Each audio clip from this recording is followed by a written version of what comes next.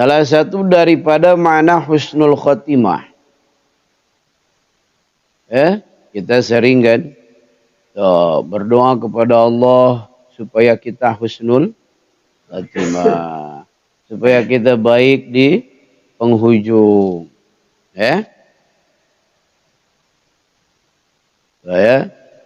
Husnul khotimah itu tidaklah terbatasi dengan lahiriah. Tidaklah terbatasi oleh lahiriah, walaupun lahiriah merupakan suatu tanda dan ciri seseorang meninggal dalam keadaan husnul khotimah.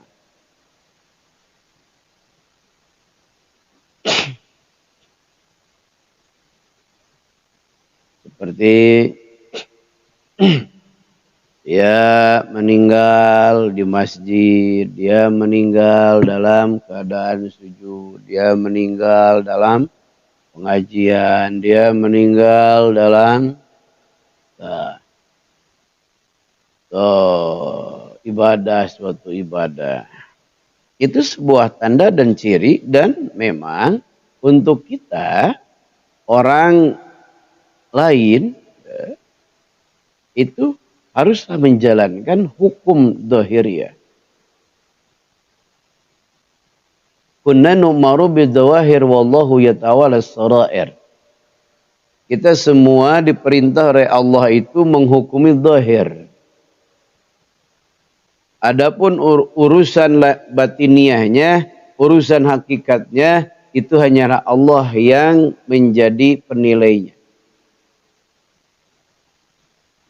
Orang tersebut meninggal dalam pengajian, sudah husnul khatimah. Orang tersebut meninggal di masjid, sudah husnul khatimah. Orang tersebut meninggal dalam keadaan sholat, sudah husnul khatimah.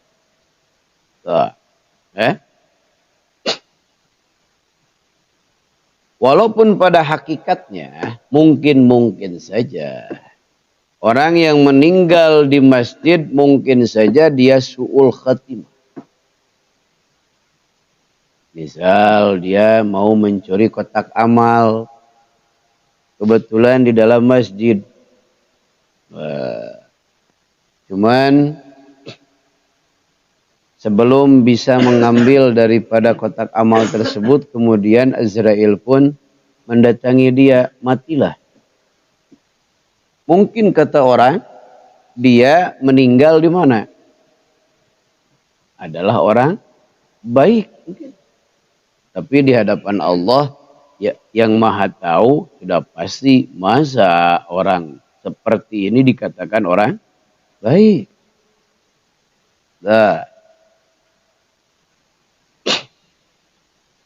Sehingga kita mengenal ada namanya syahid dunia.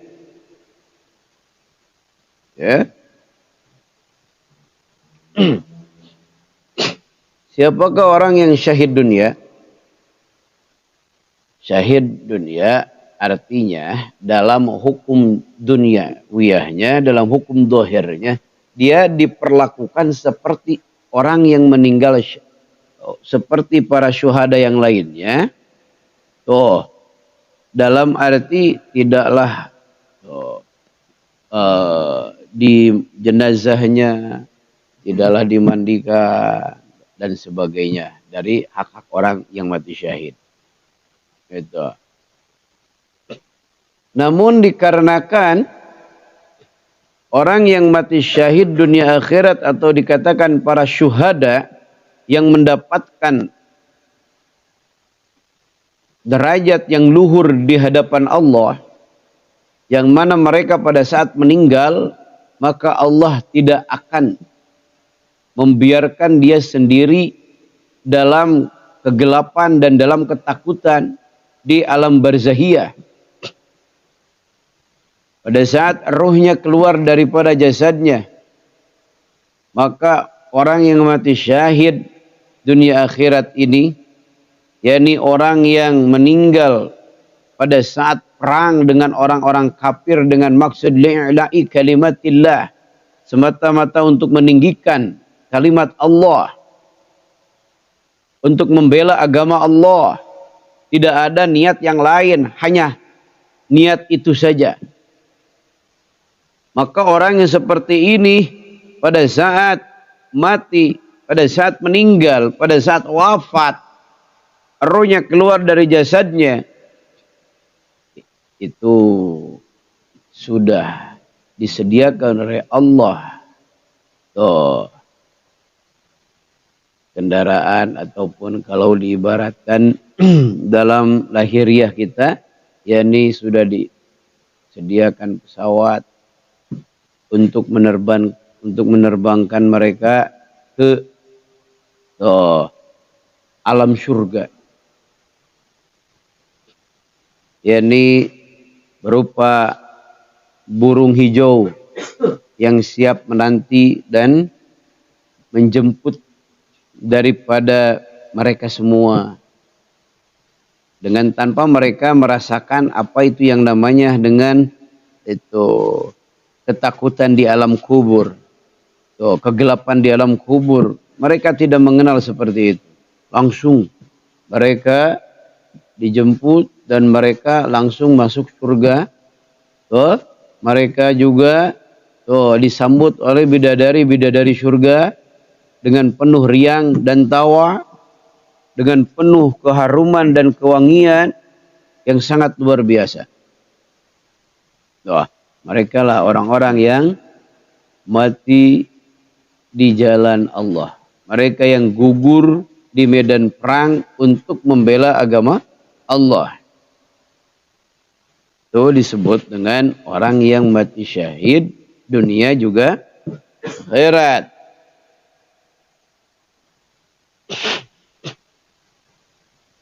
Ada juga orang yang meninggal di medan perang sama, juga berperang dengan orang-orang kafir.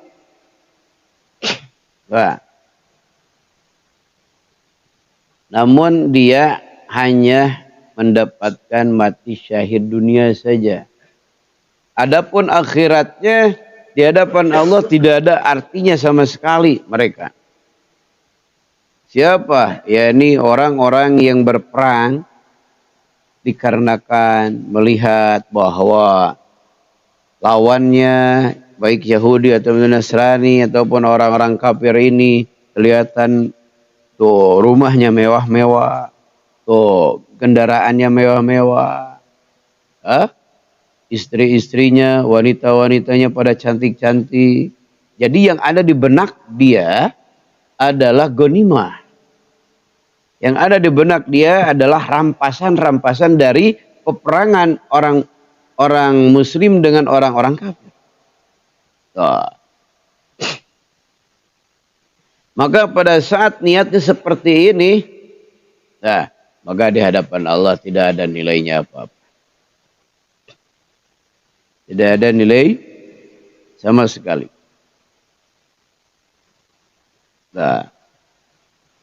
Orang yang mati syahid dunia saja.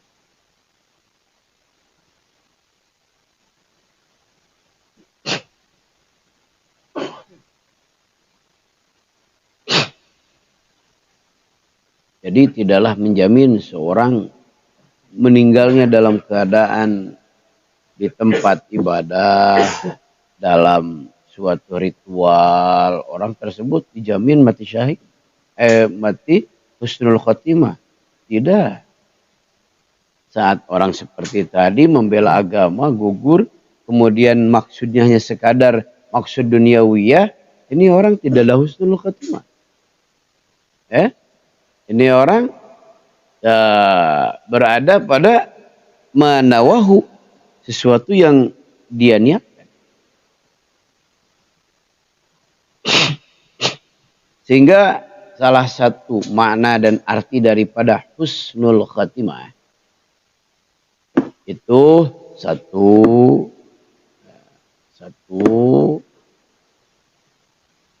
maknanya adalah terbebasnya hati, kita pada saat ruh kita keluar dari jasad kita, terbebas daripada syirik, ataupun menyekutukan Allah. Terbebas dari penyakit hati, terbebas dari semua noda-noda akidah, noda-noda keyakinan. Nah, maka pada saat kita meninggal dalam keadaan hati kita terbebas daripada menyekutukan Allah, daripada sifat takabur, daripada sifat hasud, iri, dengki dan sebagainya, maka kita meninggal dalam keadaan husnul khatimah. Seandainya husnul khatimah itu haruslah dalam keadaan sujud saja, haruslah di masjid saja, maka bagaimana pendapat kamu tentang bahwa Nabi kita wafat bukanlah di masjid? Nabi kita wafat tidaklah sujud. Nabi kita wafat di pangkuan istri tercintanya Siti Aisyah di kamarnya. Nah, apakah berani kita mengatakan bahwa Nabi tidak husnul khatimah? Tidak. Ya. Jadi satu itu kita terbebas daripada syirik, menyekutukan Allah hati kita. Nah, kedua, di samping batinnya seperti itu sudah bersih dari syirik, juga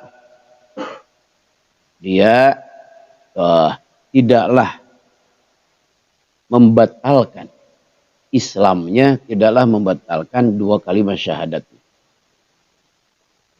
Nah, biarpun kita mati di mana saja, ya, tapi hati kita bersih, hati kita mengenal Allah.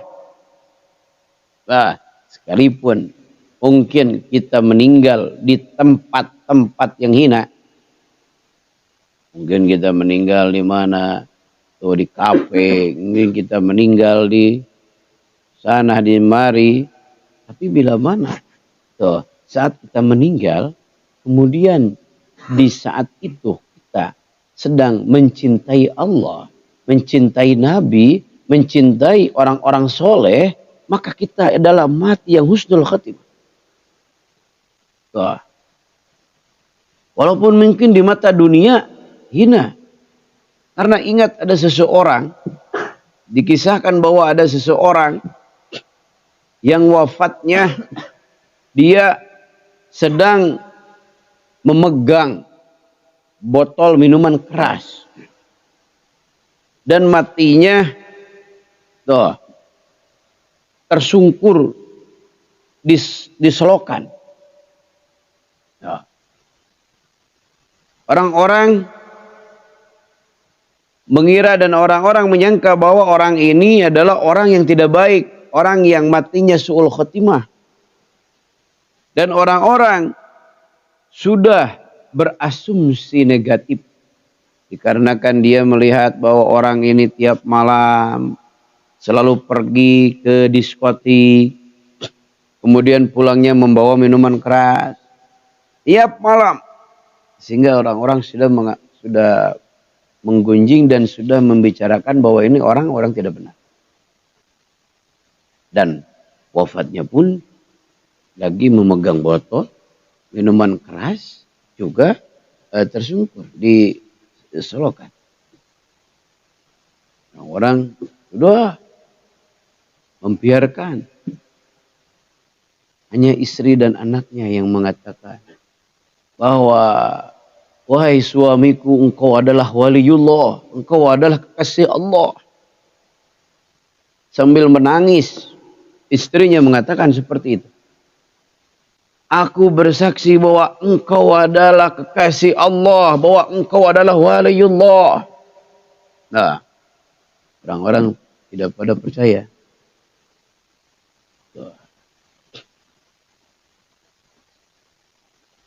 Berapa ini jenazah sudah lama dia tidak ada yang melayat, tidak ada yang mengurusi jenazahnya. Berlarut-larutlah,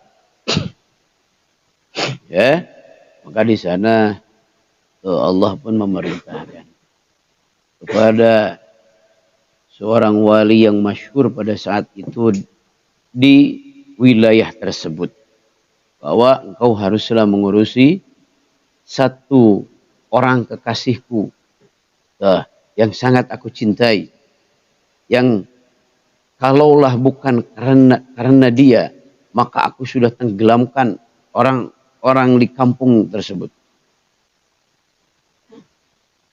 Maka ini wali pun mencari-cari orang yang meninggal pada saat itu.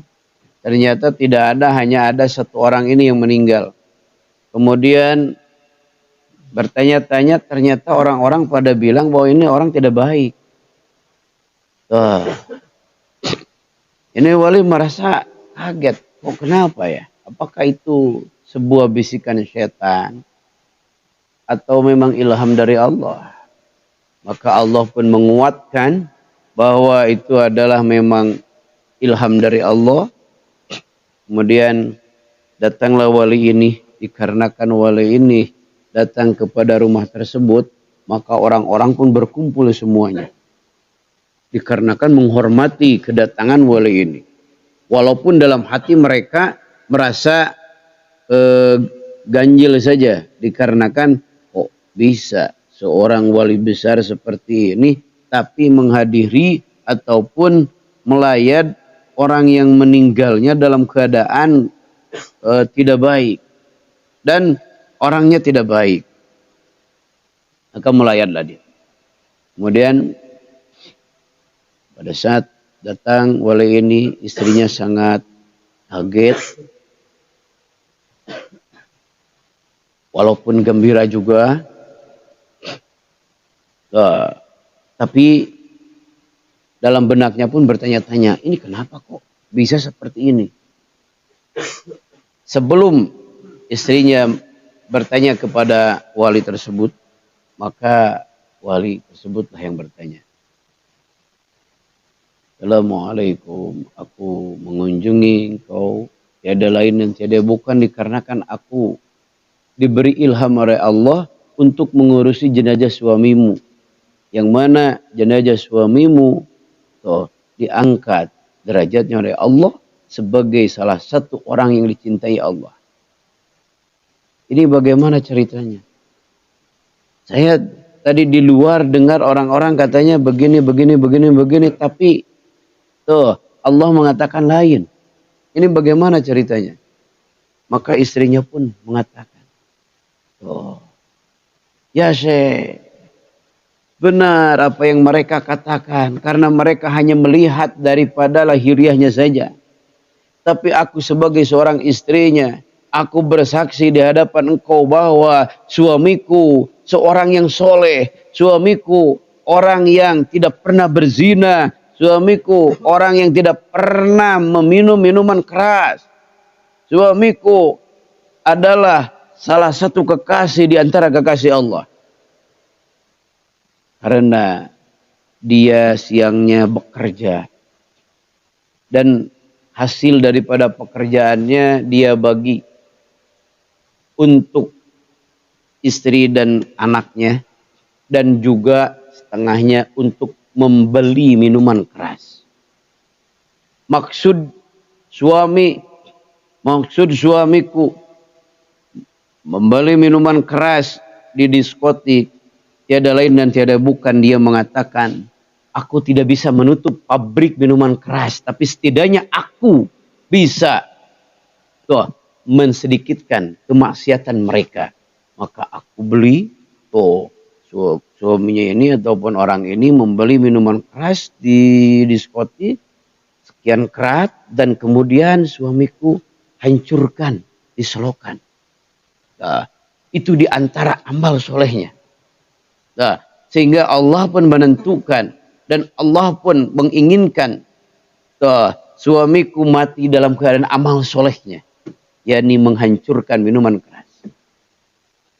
Begitu orang-orang mendengar kisah dan cerita dari persaksian istrinya, maka orang-orang pun menyadari ternyata apa yang mereka sangkakan ternyata salah. Sehingga beramai-ramailah mereka semua mengurusi jenazah orang ini tuh, dan urusilah, dimandikan, dikafani, disolatkan, juga dimakamkan. Dan setelah dimakamkan, ternyata kampung tersebut menjadi wangi oleh jenazah orang itu. Wah, itu kita hakikat daripada husnul khatimah itu seperti itu. Jadi pada saat seorang meninggal dalam keadaan mencintai Allah dan Rasulnya, sekalipun dia meninggal di tempat-tempat yang hina, itu bisa dipastikan dia sudah meninggal husnul khatimah. Ya. Walaupun tadi lahiriah kita tidak boleh tidak boleh kita menyangka ataupun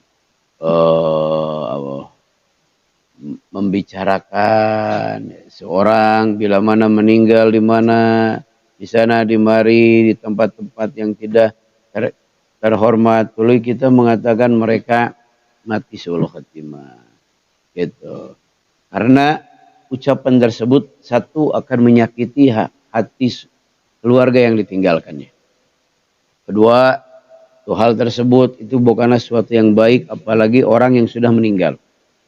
Maka cukuplah keburukan yang kita lihat, coba kita daur ulang dengan sebuah sangka dan sadang sebagainya. Walaupun kita tidak boleh mengikuti lahiriahnya. Seperti halnya kita juga haruslah menjalankan bila mana ada orang yang meninggal dalam keadaan ibadah, dalam pengajian, dalam masjid, dalam sujud, dalam sholat, dalam ibadah, itu kita jalankan hukum lahiriah bahwa orang tersebut mati dalam keadaan husnul khatimah. Gitu. Adapun hakikatnya, wallahu a'lam, kita tidak tahu.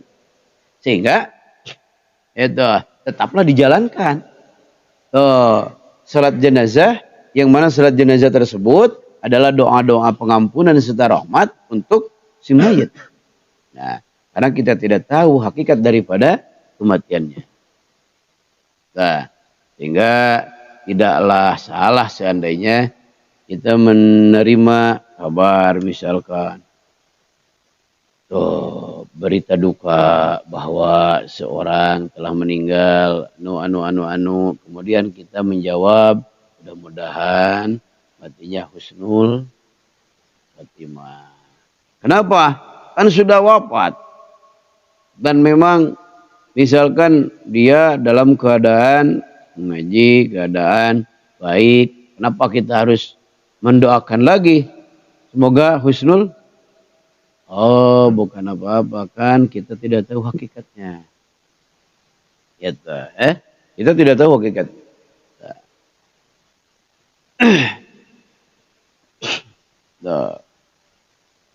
Jadi kedua di antara husnul khatimah itu, yakni kita terlepas hati kita dari syirik, dari penyakit hati, dan juga lahiriah kita memang tidaklah dalam keadaan maksiat. Karena ingat bahwa kematian seseorang itu berdasarkan kepada kebiasaannya. Maka kita biasakan adalah amal soleh, sehingga dengan harapan semoga kita mati dalam keadaan amal soleh. Bukan sekadar lahiriah saja, juga batiniah kita. Nah, itu yang pertama kali haruslah kita dahulukan ilmu tauhid, ilmu aqaid, ilmu tekad, ilmu akidah. Dikarenakan ilmu akidah ini sangat menentukan daripada husnul khatimah. Biarpun sekarang sholatnya rajin, tidak pernah ketinggalan berjamaah, tidak pernah ketinggalan sedekahnya, tidak pernah ketinggalan amal soleh dan sebagainya banyak, sehingga orang-orang mengatakan bahwa ini orang soleh. dikarenakan kesolehannya sampai janggutnya panjang, sampai jidatnya hitam, karena kan kata dia rajin sujud. Nah, tapi bila mana hatinya mempunyai keyakinan dan tekad bahwa Allah itu berada di arasy, seperti halnya kita berada di sebuah tempat, maka itu sudah menyamakan Allah dengan makhluk. Sekalipun banyak ibadahnya, kalau mati dalam keadaan tekad seperti itu, fana'udzubillah min dzalik, su'ul khatimah, dia meninggal.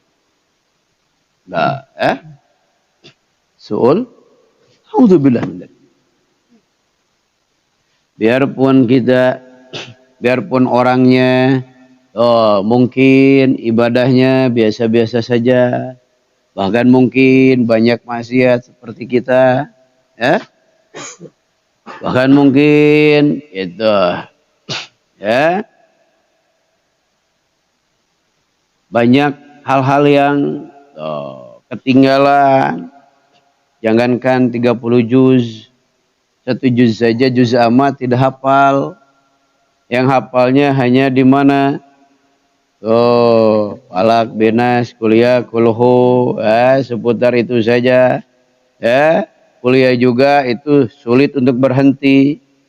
Karena ini kapan lakum dinukum waliyadinnya? Itu bolak-balik terus. Nah,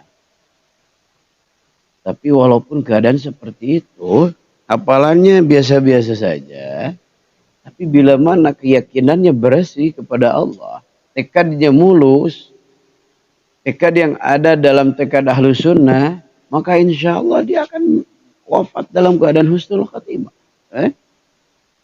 Ada sedikit dikatakan orang-orang yang tidak hafal Quran, orang-orang yang ibadahnya biasa-biasa saja, orang yang tidak terkenal daripada ilmunya, tidak terkenal kesolehannya, tapi giliran dibongkar makamnya sudah wafat 30 tahun, ternyata tuh jasadnya masih utuh, masih wangi, bahkan kain kafannya pun seperti baru meninggal.